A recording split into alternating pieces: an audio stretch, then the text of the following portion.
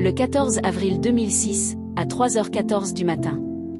Dans le silence glacé de l'archipel du Svalbard, en Norvège, quelque chose d'impossible se produit.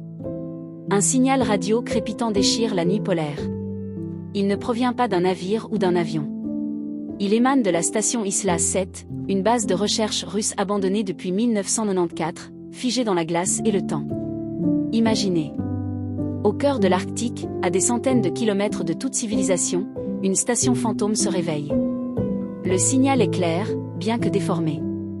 L'Institut polaire norvégien, basé à Ny-Ålesund, intercepte l'émission.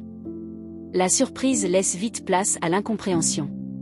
Qui pourrait bien émettre depuis une installation déserte depuis plus de 12 ans?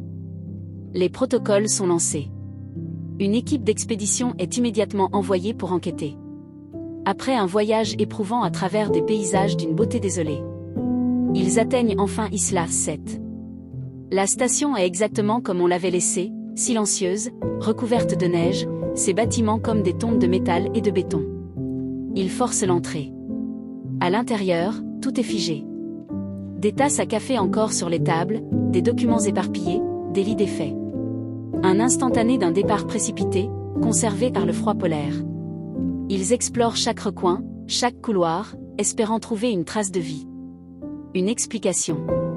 Mais il n'y a personne. Absolument personne. Aucune empreinte fraîche dans la neige, aucune trace de passage récent.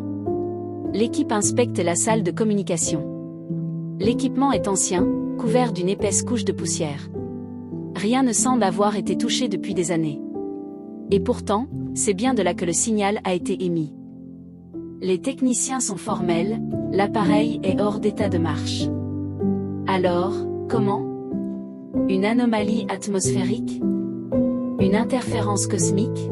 Ou quelque chose d'autre, quelque chose que la science ne peut pas encore expliquer? Le mystère reste entier. Isla 7 a été inspecté, sécurisé, puis de nouveau abandonné à son sommeil polaire. Le signal ne s'est jamais répété.